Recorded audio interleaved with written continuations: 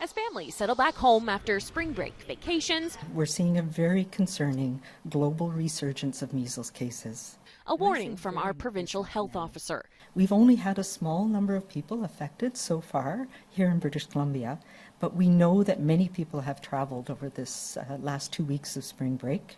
So far this year, there have been 5 cases of measles in BC. Globally, it's a much different story. In Ontario, the highly infectious virus is running through unvaccinated infants and kids in southwestern Ontario, with more than 570 cases since the outbreak began in October in the Mennonite, Amish, and Anabaptist communities that has ties to Quebec, New Brunswick, Manitoba, and Saskatchewan.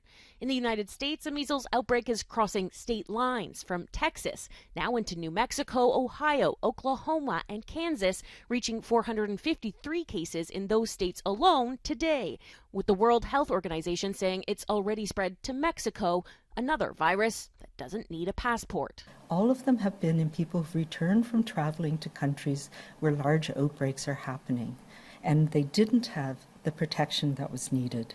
Health officials attribute the rising measles cases to under-vaccination in certain communities, but also to the pandemic's disruption of immunization campaigns.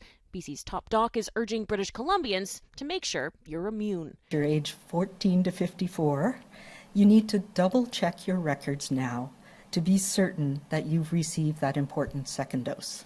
In Canada, the measles vaccine is given to kids over a year, then again at 4 to 6 years, something that may have been forgotten in the pandemic. If you're not sure how many you've had, experts say a top-up won't hurt.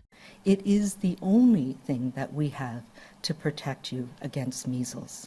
Today, the provincial health officer also took time to address some measles misinformation following American Health and Human Services Secretary Robert F. Kennedy Jr.'s comments touting alternative therapies. And also cod liver oil, which has high concentrations of vitamin A and vitamin D. It does not prevent you from getting sick with the measles virus. After 2 doses, the vaccine is 97% effective and will lower the risk of serious complications. Like pneumonia and brain inflammation, and in rare cases, and tragically, can also be fatal. Given the danger and contagious nature of measles, officials are trying to get the word out ahead of the spring break spread.